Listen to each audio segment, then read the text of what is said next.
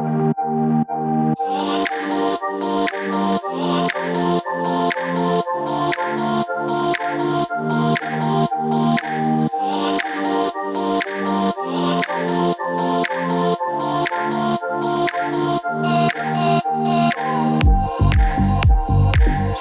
Case Western Reserve University School of Medicine in Cleveland, Ohio, this is the All Access Med School Admissions Podcast. Hello again, everybody. I'm your host, Christian Essman, and I'm the Senior Director of Admissions and Financial Aid here at Case. Thanks for joining me. It's great to be back, and this is part 2 of the first 2 episodes for 2021, in which I want to start the year off with some inspiration and a little bit of instruction for my listeners as many of you get ready to embark on the next application cycle. If you've been listening to this show for a while, you've heard that med school admissions people work really closely with our pre-health advisors at colleges and universities around the country.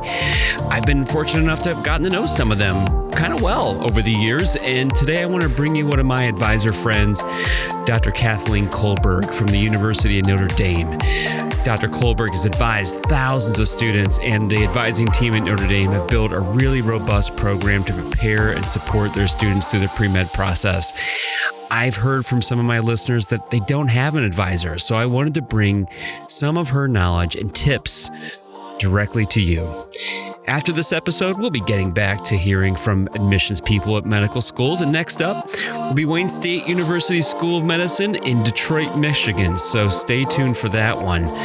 Let me give you a little background on Dr. Kolberg.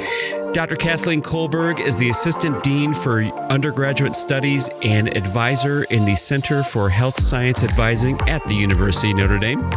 She advises current students and alumni in preparation for admission to schools in the health professions. Dr. Kolberg received her PhD in developmental biology from Notre Dame, and she worked for 20 years in a neonatal intensive care unit doing research on how the environment affects infants, staff, and families. Today, she has a faculty appointment where she teaches courses and conducts research in developmental biology, developmental psychology, and clinical psychology. And Dr. Kolberg has served as a liaison to schools of podiatric medicine for the NAHP and is currently a member of the board for the central region of the NAHP. All right, let's just get right after it with Dr. Kolberg. Enjoy.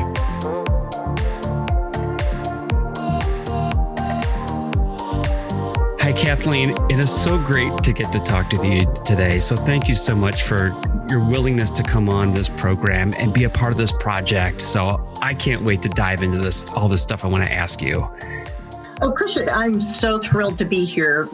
We are always telling our students that this is a podcast to listen to, and to be part of it is just really fun for me. Well, I know this is going to be fun because we've known each other a long time. I was thinking about it today. Like, I remember my first trip to Notre Dame, and he took me out to this banquet room or something at Notre Dame, and we had a nice dinner. And oh gosh, it seems like it was just yesterday for me. So I wish I could come visit you in person to do this right now. Soon. That's right.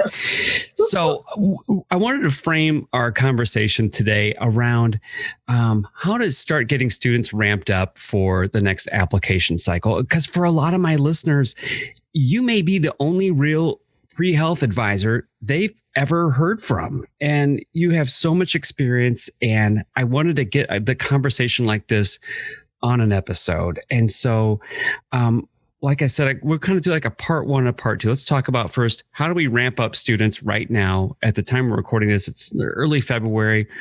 And then we'll do kind of a part 2. Like, let's go into some of the questions that you might hear as an advisor, or some of your tips and advice for other parts of being a pre-health or pre-med student. So how's that sound? That sounds great. Okay.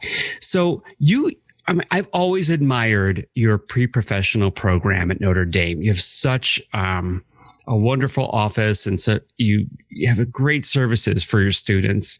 So when you have juniors right now, they're going to be rising seniors soon, or a gap year students that are getting ready to apply. So how do you start to get them ready for the next cycle? What are some of the first things you start to get them going? Yeah. So we try to start freshman year at orientation, because with holistic review, if you don't know where you're going, you're not going to get there by the end of junior year. So we have programming freshman year and sophomore year. And then in junior year, whether you're taking a gap year or not, we encourage you to do the process junior year. And that is in October or early November, we'll have the big overview meeting, which my students have labeled as terrifying because we covered the entire process in about an hour and a half. And then we tell them that they have to get on the listserv. They have to contact our secretary with certain information. And then after she has a list, we give them a week to get on the list. Then we send out the intent to apply, which is paperwork for our office, which is a timeline of everything they have done since they graduated high school. Every activity categorized the way MCAS categorizes activity. Then we also have a 23-question questionnaire that they have to write 23 essays. They have to write an autobiography. Give us a beginner list of schools, who their letter writers are, and a write-up of any disciplinary things that may have happened, because we have a lot of disciplinary rules at Notre Dame that I've noticed over the years. Have.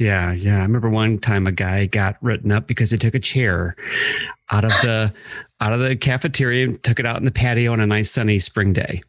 Yes, because I remember you calling me. It's like, is this legit? And I'm like, yeah, I was there at that event, and yes, that's what he did. So, what would you say, in your opinion, as a maybe you're getting ready to apply? What are the biggest priorities right now? What should students start to be thinking about right now, and as we're looking a few months out to the application cycle? First thing you want to do is reflect on your readiness to apply. Because you apply when ready, and ready with holistic review means there's a lot of ready. So are you academically ready? Is this a right time in your life to take the MCAT? Okay, those are the questions that are easier generally to answer if you've been following along on your curriculum. Maybe if you've had to drop a class or something, that might be a more difficult question, but that's usually the easiest question. Do you have enough clinical experience with both physicians and patients that you know about a life in medicine, and then you can make an informed decision to move forward? Have you worked with vulnerable populations? Because you will work with vulnerable populations in medicine. Do you have a framework for that? Do you have experience working on a team? Have you taken on leadership roles? Have you developed yourself as a person? And if you've put everything on the back burner to do research and get good grades, you're not ready, right? Those are great, but you need to work on the rest of yourself, because being a better person makes you a better doctor. So we start with reflect on yourself. That's why you have to write all these essays.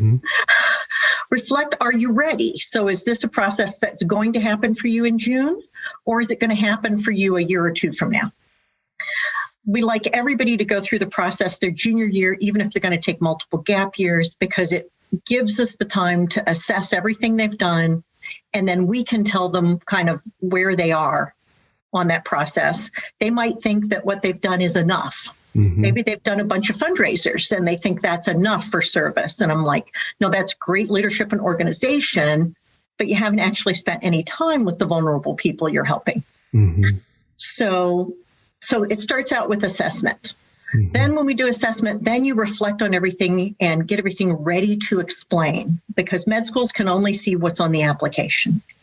So if you can't explain how ready you are, then they're not going to know. And then you just start churning through the process. The process is incredibly laborious and very engaging and emotionally draining. That's the part they don't understand. That's the part parents don't understand. I think that's so important. Like, this is a huge commitment financially, and time commitment, and an emotional and psychological commitment. I mean, it is, when you initiate this, you have to be prepared for in all those different arenas. And I'm glad you said that, because, and also that the parents know that it takes a year to apply to med school. I was just looking today at the AMCAS. There's a guide that walks you through every section of AMCAS. It's 84 pages long. It used to be 150 pages. But that's probably where, like you said, the freak out meeting that occurs in the fall, that's probably when that kind of starts. And so I'll put a link in the show notes to that guide. They update it every year, but the one from 2021 is still on there. So I'm sure the AMCAS will bring out the 2022 guide, but that way people can start to look at it so they can kind of see, like you were saying, for the experiences section, what pieces of information are requested. And you can start to kind of get that stuff together. Yep. We encourage that we make them do that as part of the process. You can't get your your committee interview until you've turned in all that paperwork. Plus, we have group advising that's part of a class that every Thursday night for an hour, we do the group advising. So we'll do group advising on personal statement, group advising on how to do the letter of evaluation, group advising on, we do 3 weeks on interviews. So group advising for 3 weeks on interviews, a group advising on professionalism. So that way we can spend the time. Here's the thing that's true for everybody. So when we have just 1 hour with you, we can get to what's important for you. Let me ask you a couple of things that you drive home in those meetings, because that's a really unique piece. Not a lot of schools do that. Personal statement, it causes a lot of angst for students. What's one of the main things that you drive home to students when you are doing the personal statement session? Well, one thing, it has to answer the question about why be a doc. Okay. So you could write a beautiful, and I've seen some beautiful essays, beautiful narratives. And I'm like, but I think that you're a wonderful person by the end of this, but I don't know why you want to be a doctor. Or there's all this stuff about doctors you've admired, but nothing about you. So it's got to have the personal and the doctor thing. So you've got to have both of those in. So now, once you've got, what are the attributes of being a doctor? What are the attributes you think that you have developed that match that? And then tell me a story where that comes to life. And so sometimes it's figuring out what the theme is. And I like sitting down with students if they have trouble. It's like, let's look at everything you've ever written about yourself and what's the theme that sticks out. Sometimes I'll say, if you don't know a theme, every night before you go to bed, spend 10, 15 minutes writing some story about what you've seen in medicine. And then don't try to analyze them, put them away for a couple of weeks, then go back and look for the common theme. Because what you notice is who you are.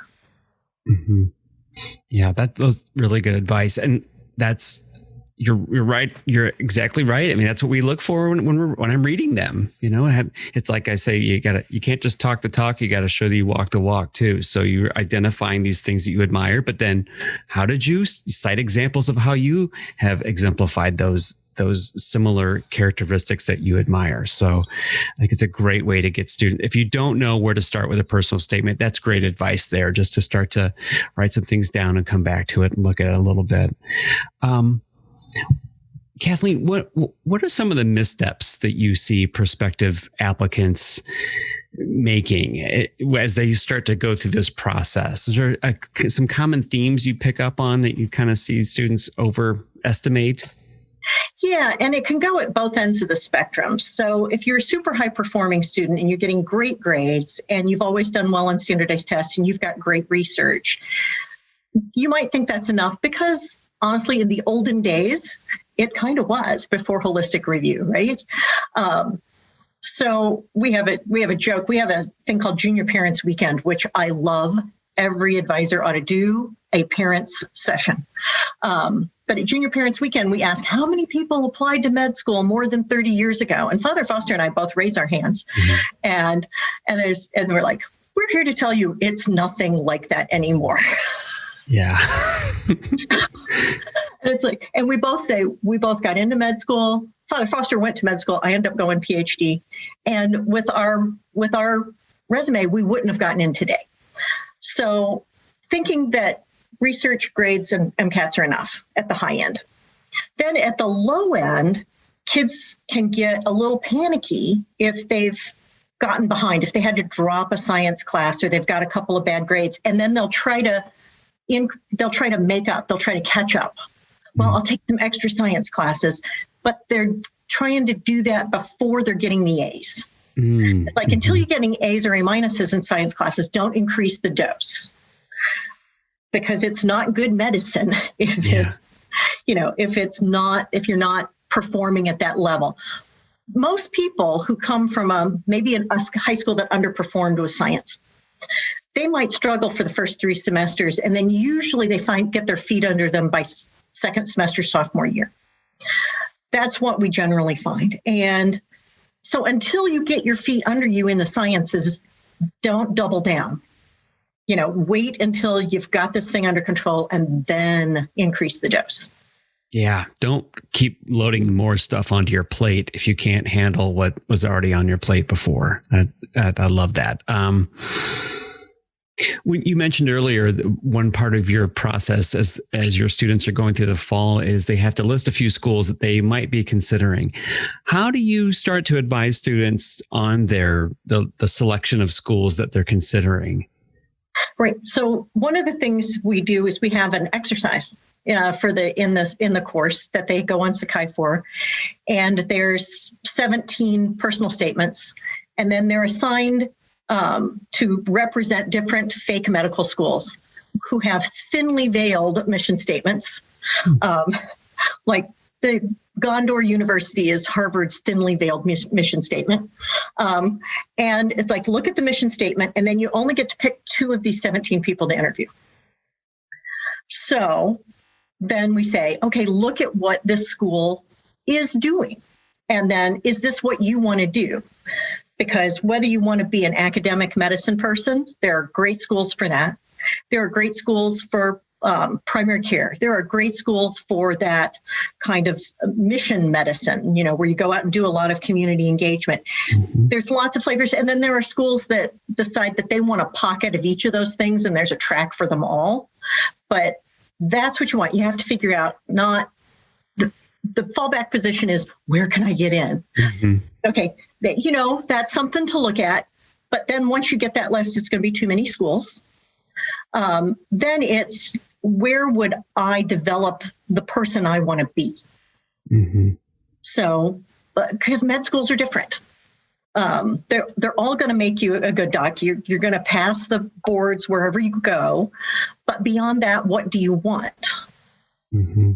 And that's what I hope people take away from all these different episodes and meeting people from all these different medical schools. We all do things a little bit the same, but we package and deliver things differently. And for some students, it speaks to them, some schools more than others. And so I hope that people are hearing that. That's great advice. And what you didn't say, though, is go get U.S. News and World Reports. No. I hate that. I know. I can understand why it can be a resource for people if you're not familiar with all the schools that are out there, but it can also lead to some poor choices. Right. And, if you look at what goes into those rankings, much of what goes into those rankings doesn't affect your medical education. Yeah.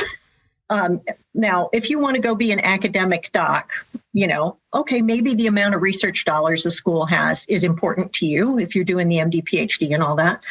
But if you want to be a really good clinician, that doesn't affect you very much. Mm-hmm. So whereas a school that might have a strong mission statement for where everybody goes out and engages in social concerns in an urban environment, or does rural medicine, they've got a track in rural Georgia or wherever, mm-hmm. That's the thing mm-hmm. that matches you. So yeah, we never even mention them. And when students bring them up, I'm like, please don't pay attention to that. Yeah. Yeah. I fill out those surveys and I can tell you it kind of drives us nuts a little bit that so much emphasis is placed on these rankings based on what we give them. And mm-hmm. what they don't measure is happiness of students, yep. the outcomes of their graduates. Those measurables don't go into those kind of surveys. So we won't talk about that anymore, but that's the thing I think is missing now. I love the idea of virtual interviews. I'm kind of skipping ahead because it's saving money and making it easier for people to get interviews. But what's missing is seeing how the other medical students are with each other, looking at the culture of the med school. And it's like, if the people you're going to hang out with look like they're happy and engaged, and that's a big, important part of how well do I fit here. And that's hard to do without a visit. Oh, tell me. I mean, that's what we've been trying. That's one thing I've been missing this year is I feel like we're trying to get the vibe across to our students on Zoom or applicants on Zoom, but they're missing that in person, just observing students at lunch, hanging out and talking, or as they're on their tour, walking by and go, oh, hi, nice to meet you. And like just the friendly kind of atmosphere and stuff. And that's hard to kind of translate on a screen. And we're meeting limited number of people. It's those kind of spontaneous interactions that they have when they're in person sometimes. And so that's just been so really a missing piece this year. So I feel for the applicants, but I also wish like they could come and, feel that with us, because the energy's there. Like there's an energy on those days. So yeah, and especially if somebody's never been to Cleveland, they don't know how cool Cleveland is. I know. So, full disclosure, I used to live in Cleveland, so yeah, it's cool, man. Cleveland's cool. It was, I liked it even before it was cool. So, one thing you mentioned a minute ago, one of the components that your students have to work on as a part of that course is talking about recommenders and asking for letters of recommendation. And so you have a very thorough process and write committee letters for your students, but not every applicant has that kind of resource. They have to go, some schools, you're just on your own. You got to go find 3 to 5 people to write letters. And so you're on faculty there. How, in the past, what do you expect when an applicant engages with you in that kind of conversation? Like, how should they initiate that conversation with a faculty member? What do we do on these days of Zoom? What are your thoughts on that? Yeah, well, fortunately at Notre Dame, we have a large percentage of our student body that go off to medical school. It's just been a Notre Dame tradition for a long time. So faculty are accustomed to it, and new faculty learn it really quickly, that it's just part of the culture. We provide a letter writer's packet that students will give to the letter writer. Now, the AMC has a beautiful document, if anybody hasn't seen it, about letter writing, and all the things that should be in there. So one of the things we tell them is no one person, except the committee writer, like me and Father Foster, are going to cover all of those things. But by the time you've got the array of letters, you want those things covered. The number one thing is get at least some people in that committee who know you very well. So in that array, so you want 1 or 2 people who know you super well outside the classroom.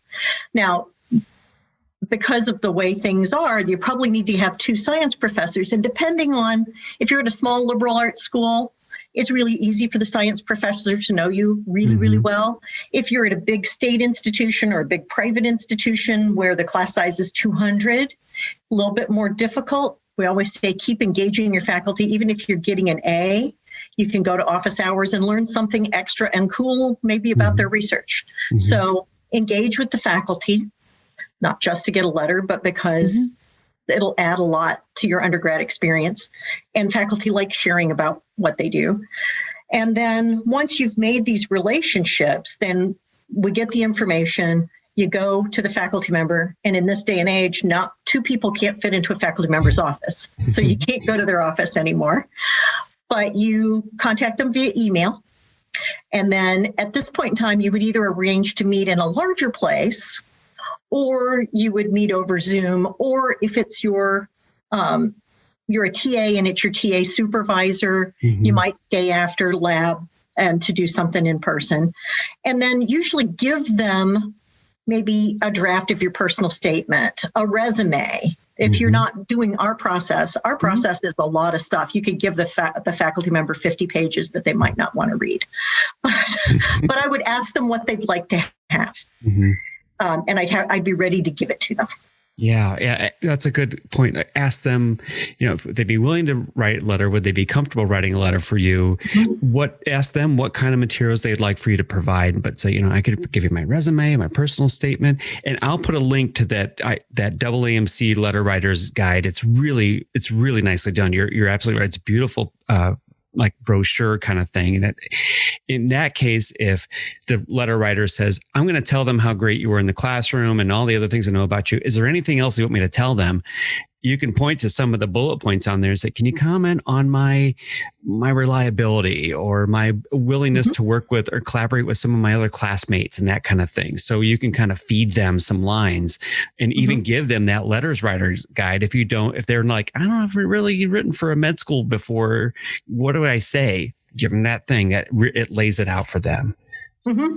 Wonderful. Yeah, and we'll even have newer faculty will sometimes approach us and say, what do I do? And we'll talk them through it. So, also, if you don't have a pre-health advisor at your institution, go to the naahp.org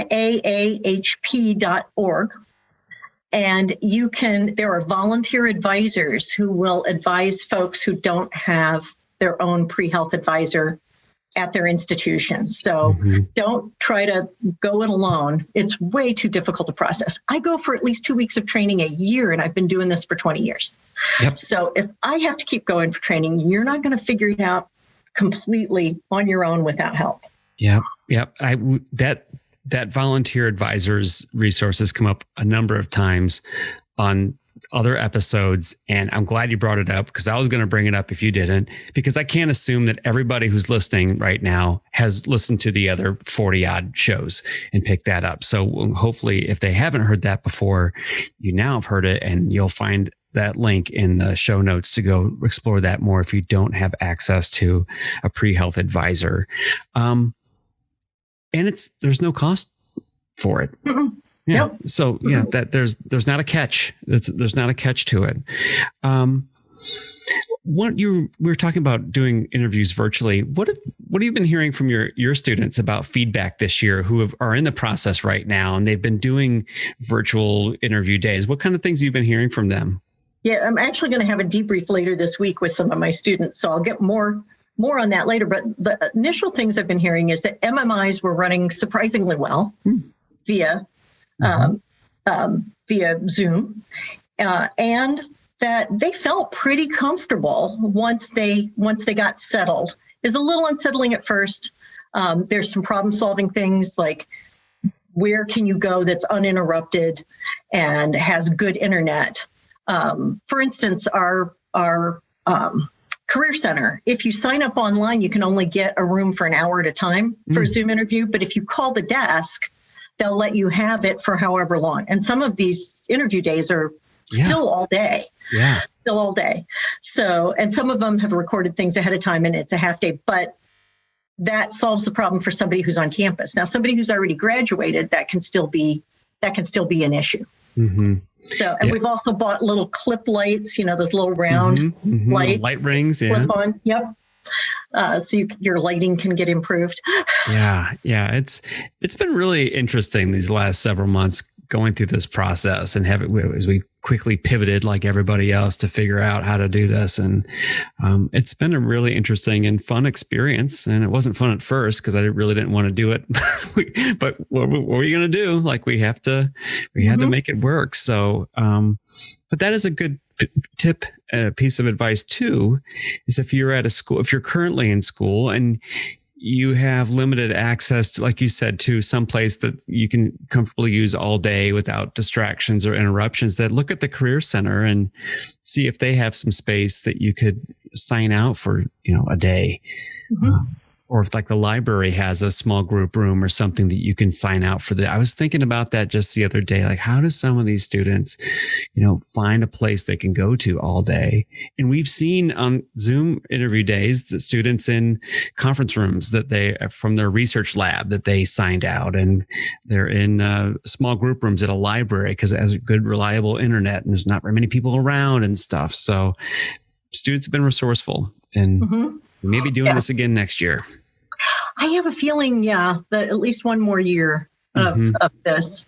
And some schools at the other day at the Texas meeting, the TAP meeting, said that they're thinking about maybe doing a hybrid kind of thing even beyond, because they understood that it was easier for the interviewers, and it was easier on the students and the applicants, whether they're students or not, but it was easier on them. And maybe it's a step 1, step 2 kind of thing. Yeah. There's a lot of ideas floating around right now in our community. So what it'll look like maybe next year, and maybe, like you said, the following years. So we'll that's more to come on that. Kathleen, I want to switch gears a little bit and kind of tap into some of the years of experience that you have in advising students for some common questions that seem to come up. One would be, one kind of general question is, what are some of those most common issues that pre-meds come across that they come to you seeking advice? Yeah, the number one is how to get clinical experience and what that means. One of the things that I tell them to, if you're looking at this list of things you're supposed to do, and we say, don't check the boxes, right? But the only way to not just check the box is to understand why the box is there in the first place. So why do you need clinical experience? Well, the first question I'll ask is, what does a doctor do on the healthcare team? If you can't answer that, how do you know you want to be one? And the way to do that is to look at medicine from a doctor's point of view. So you can do that in a variety of ways. You could volunteer in a clinic where you're spending a lot of time next to a doctor. You could scribe, you could shadow, et cetera. And then, do you like being around sick people? So do you have patient contact? So there's not just one thing that counts as clinical. Understand why the box is there, and then do enough of that and reflect well enough on it until you feel like you're there, that you're comfortable interacting with people in distress, that you understand what pretty much everybody on the healthcare team does, and that you're picking the proper role. So when you have a huge number of pre-meds and only 2 small community hospitals, access to clinical is difficult. And then COVID made it extremely difficult. But like everything, a good thing can come out of it. The good thing that came out of it for us was virtual advising or virtual shadowing. So we had this fantastic group of undergraduates who decided to take the lead on this project. They got a hold of through LinkedIn of a bunch of young Notre Dame alumni in medicine. And I gave them a couple of, and we have a Notre Dame specific LinkedIn, it's called Irish Compass. And I gave them a couple of names, and then they lined up a whole bunch of people. And then they started talking about day in the life. And then we developed a winter class called Biomedical Case Studies in Medicine, where they would take a case. We would do readings ahead of time on the biology, chemistry, or physics behind that case. And then they'd walk us through the case.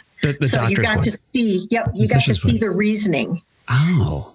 And the questions of the day were, what other medical team members were on this case? What was everybody's roles? What was the doctor's role interacting with all those folks?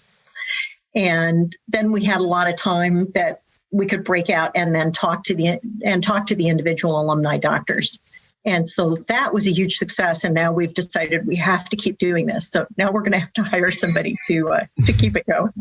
That sounds like that's what we're getting emails in, people saying, are you going to accept e-shadowing and those kind of like new words like e-shadowing? I'm like, and we've talked in among the missions people, and I brought this up with a group of people and said, what are you going to think? What do you think? And we all said, everyone was on the same page. Like, depends on what they take away from it. Just like as you would in person, were you just sitting there in the corner, just kind of, clocking in and clocking out, or were you really engaged in soaking in what you were observing? So very similarly, if you are doing it online or in person, what are you taking away from it?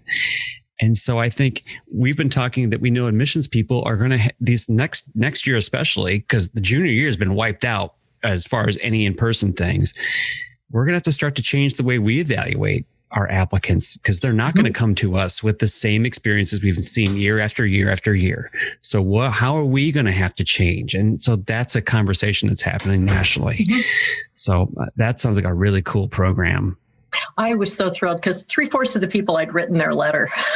I went back and reread their committee letter before they presented, and it was great to see. That's great. Wow. And we're doing stellar stuff, just fantastic stuff, and bringing in ethics. And then one of our alumni wrapped it up at the end because at his medical school, he leads a small group on the transition to the identity of the doctor. Because you come into med school, you are not a doctor. And then you're a doctor at the end of it. And people, 3/4 of them didn't feel like a doctor when they graduated med school. And that's where this idea came up. Oh, what a neat idea. That's cool. So we want to keep that. That's a good thing that has come out. Yeah, definitely. Let me ask you this, Kathleen. What do you tell a student when they come to you? Let's say they're early in their college years or freshman or sophomore. You kind of touched on this a little bit earlier. When new students come to you, they're coming to Notre Dame or to any college, and they come to you and say, I just got a C or I got a D on my first semester Gen Chem or bio intro. Is all lost. What's your advice to them? Yeah, it's not all lost. You would like those C's to be lonely. So then the strategy is to engage the process. What went wrong? What can you change as you go into the next semester to where this won't happen? Unfortunately, when you've got really high performers, one of the patterns, and this comes out of my work as a dean also, one of the patterns could be as soon as you start having difficulty and you don't know what to do, you disappear. You stop going to class, you disengage. Okay, that's maladaptive, but common. So the resilient folks will say, okay, I did this. Now I have to really look at myself. I have to seek out advice, and I have to change what I'm doing. And then just keep the dosage of those science classes to where you're staying on track, but don't add a lot of extra until you've got this thing under your belt. But my rule of thumb is 4 semesters without a C. So if you got a C in Orgo 2 sophomore year, you'll want 4 semesters of high performing grades to show that I have changed and this pattern is stable. Yeah. This high performing pattern is stable. And then your MCAT score, you want your MCAT score to match what you've done lately. Yeah. So maybe you've got a 3.3 science, but it's been 3.8 for 4 semesters. So that's still competitive. Now, it might alter your list of schools a little bit because not everybody is forgiving about those early things, but there's 172 MD schools, and I can't remember the new count on the DO schools, but we've got all of these schools, and they all have, I want to say 39 DO schools with 40 some locations, but you can find a list of schools that will say, I struggled early, I overcame it, and now I'm in a strong place and I'm ready. I'm ready for school. And I can tell you from my end that we see this frequently, probably students that were highfalutin high school students, and they get to college and those first year and a half is rough because there are so many changes taking place academically, socially, emotionally, and it's a lot of transitions. And so maybe the way you studied as a high school student isn't working as a new college student. And so you have to, like you said, regroup and think about what was I doing and analyze it. How am I going to change? Because you can't just keep banging your head on the door, doing what you did as a high school student, studying like you did as a high school student. So you got to change your tack a little bit.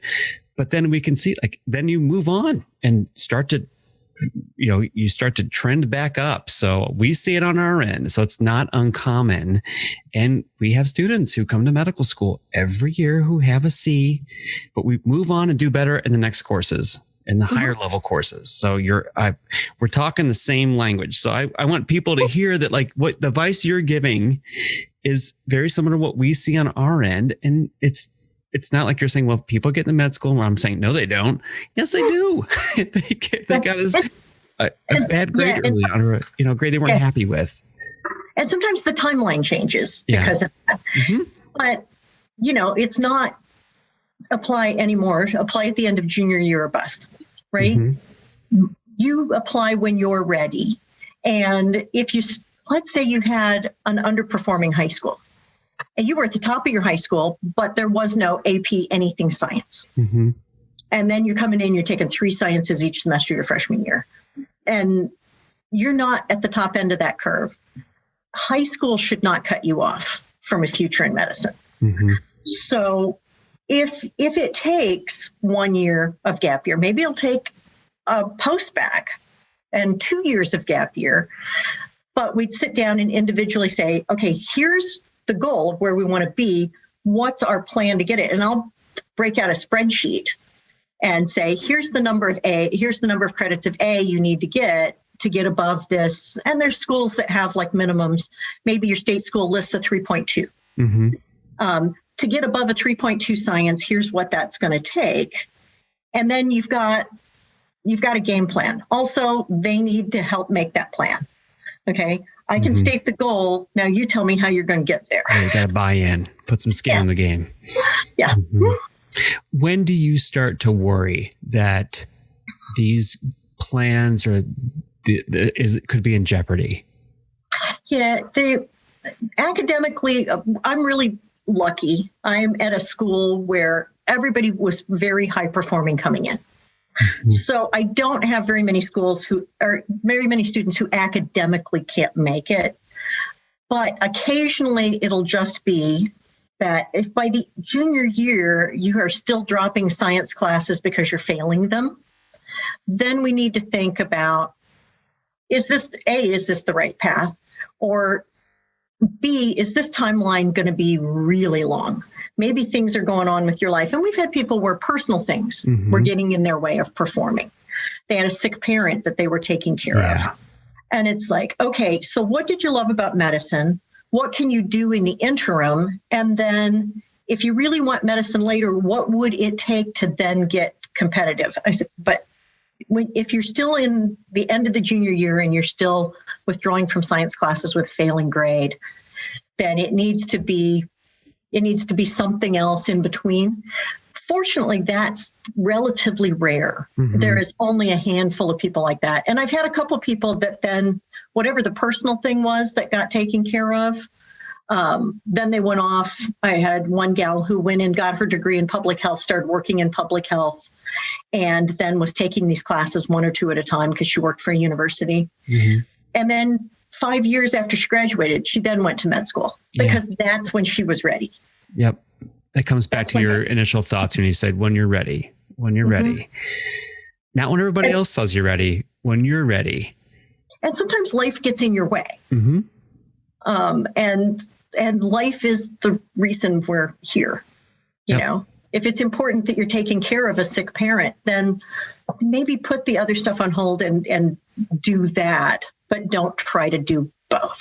Yep. And I have to believe that in the last 11 months or so, students have had to do some similar things, like had to leave school or leave something to come home and help work because a parent got laid off or lost their job or something, and now they're having to help out back at home. And so that probably disrupted those kind of plans. And that's okay. Like we're still open. We're going to have another cycle next year and a year after that and a year after that. So we'll still be here ready when they're ready. And the average age now is much older. It's 25 now for the national average age? 24, 25 or something. Yeah. And I've seen 42-year-olds, start medical school. Mm-hmm. And you can be a career changer. And our office never cuts people off. So once a domer, always a domer. It's our thing. So if you've gone off and done some career for 10 years and then you want to go to med school, we'll still help advise you. Mm-hmm. So we've seen it firsthand. Mm-hmm. So for some of the people that are listening, they might be in high school or they're early in their college careers. What kind of tips or advice do you have for students to kind of maximize that undergraduate experience? Not like we kind of said, like you're saying, not just doing things just to get you into medical school. How do you get the younger college students kind of engaged to start to think more broadly? Yeah. Again, it's that holistic. And not just for the holistic review of med school, but we believe in holistic development of our students. Mm-hmm. So you need to figure out who you are and then be the best version of who you are. And that needs to be balanced. And if doing art feeds your soul, then make time to do art. If stress is relieved by doing some kind of competitive sport, then make time for that. If you're an introvert and it's just quiet reading, doing something else, you got to make time for feeding who you are. So there's a lot of niches in med school. There's the policy wonks and the researchers and the next Mother Teresa's and the kindly hometown doc style. Whoever you are, there's a place in medicine for that kind of person. So just be the best of who you are and don't try to fit yourself into a mold because you think that's what med schools want. And come back to that phrase again, anything that makes you a better person makes you a better doctor. Mm-hmm. So don't be afraid to go out and explore all the different organizations, because the colleges have lists of organizations and student clubs, longer than my leg.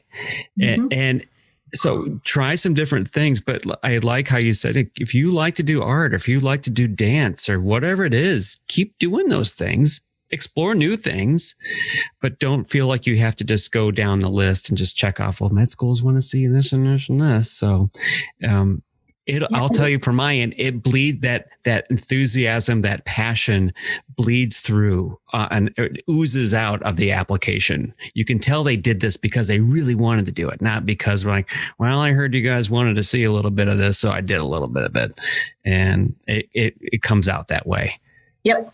And the same thing with what you major in. Mm-hmm. Because good point. We've done the numbers. Med schools literally don't care what you major in. You got to have science competency and your social science competency. And then beyond that, do what excites you. Because if you love, medieval studies, when do you get to do that again? Right. This is your niche, right? This is your time to go do that. Mm-hmm.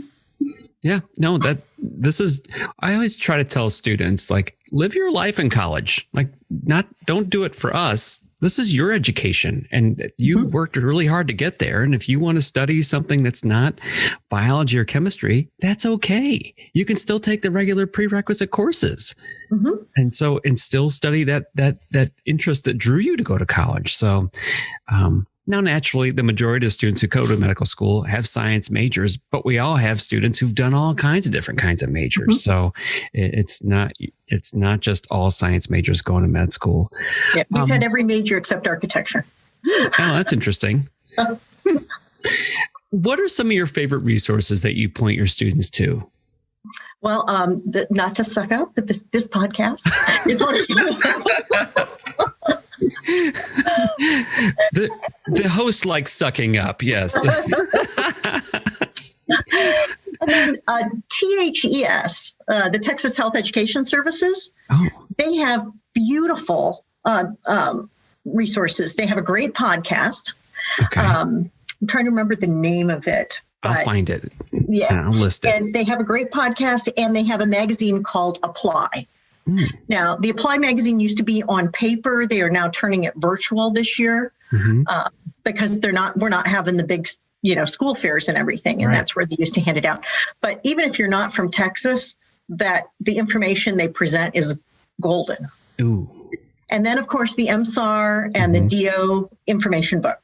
Mm-hmm. Yep. Those are go-tos. I just had on a small meeting last night with some undergrads from Case. And I said, raise your hand if you've heard of MSAR.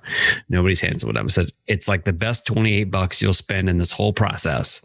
It's a great, when somebody said, well, how can I find how each school's curriculum is set up? I said, MSAR are all laid out the same. Once you figure out the format, you can easily go in and find that curricular description in every school you're interested in.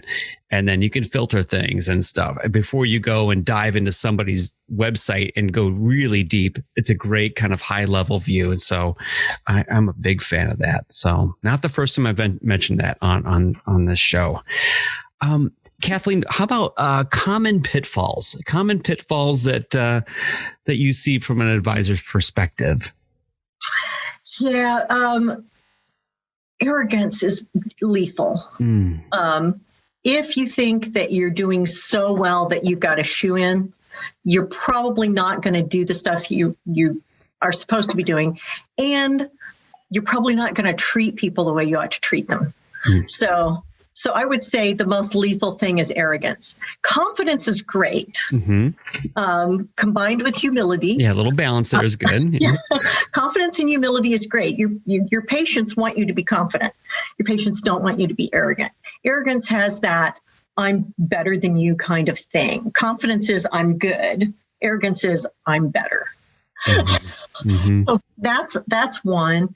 And not seeing the humanity of everybody around you. So an example would be if you come into my office and you're not nice to my secretary. That to me is a very bad thing, because how are you going to treat a nurse on your healthcare team if you think this person is ranked lower? And I'm thinking, also, it's not very bright. The person who's going to handle all of your med school application materials, and you're not going to be nice to her. There's some emotional, some EQ that's missing there. Yeah. So, and behavioral things. Just, I'm lucky that most of my students aren't like that. I'm really lucky. My students are collegial. We don't have our own med school. So they're out there competing for all 22,000 seats. They're not trying to just come to the Notre Dame Med School. And so I'm going to go to Georgetown, you're going to go to Case, and you're going to go to Loyola, and we're all happy. Right? Shared and goal. So you see them helping each other all the time.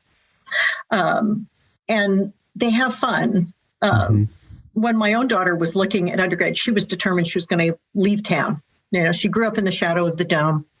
She was not, her high school was a mile away. And then we started visiting places. And then she did the overnight, and she goes, but, you know, the Notre Dame students, they work really hard, but they're happy and they like each other. And I'm like, yes. And wherever you go, do that. She ended up coming to Notre Dame, but that she identified that as the thing to look for. Work hard, be happy, like each other. Yeah. Well, I want to mention, like you were saying, that like one of the red flags is treating people that you think are lower level a different way than you would treat the dean or something. And I can tell you that will sink you faster on an interview day than you ever dreamed. You could have the best interviews, but if we find out that you were rude to somebody in the hall, like cleaning the hallway or at the front desk, it will not go well.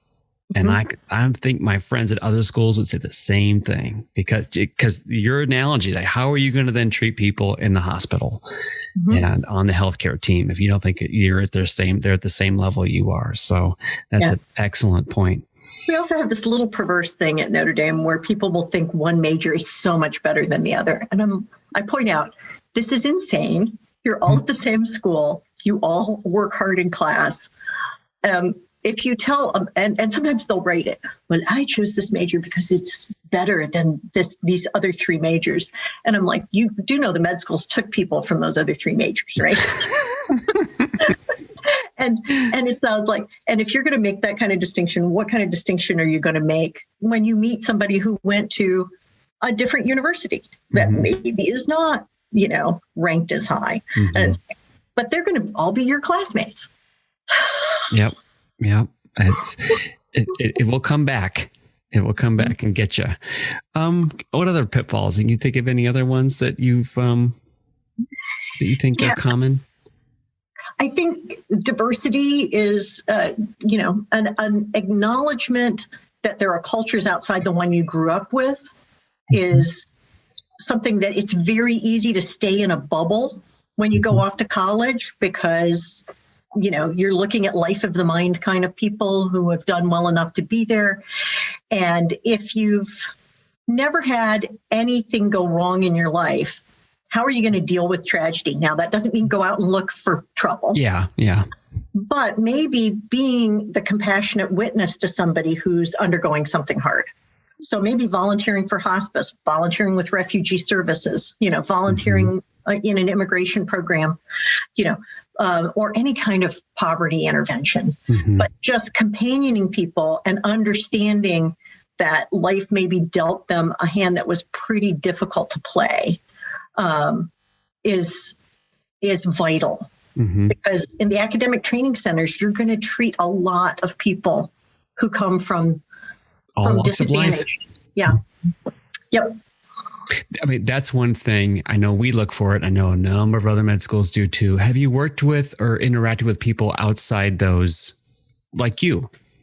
And like you said, every college kind of has a little bubble over it. And it's very easy to stay within the bubble and just interact with people that are your peers like you in the bubble. But have you left the bubble and gone out and worked with other people that are not like from your hometown or, from the college bubble? And that can really have a great impact on people and their view on life and seeing those, seeing the different humanity. So it's an excellent point. I guess my last question for you would be, Kathleen, just to kind of wrap it up. What can students do? What do students do to make you proud as an advisor? Well, I tend to use the word admire. Okay. The things I admire about them.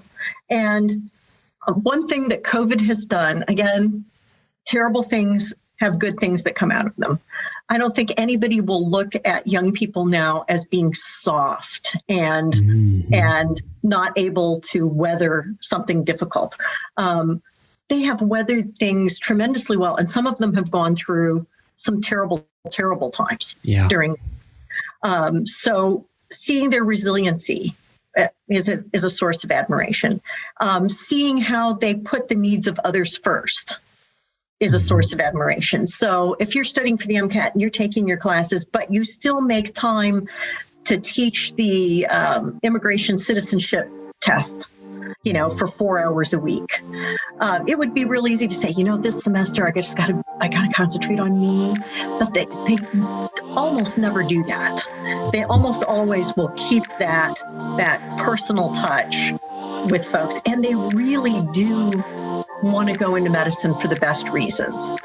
I think we're long past the time that people went into medicine because you could make a good income, because you can make a good income doing things that you don't have to take on $200,000 worth of debt to go do. That's true. So I think pre-meds, and I'll joke with some of my faculty friends from the business school, and it's like, my students are great. They want to do things to make me happy. They don't want to make the world a better place. I love my students. So I admire the fact that they genuinely want to help people.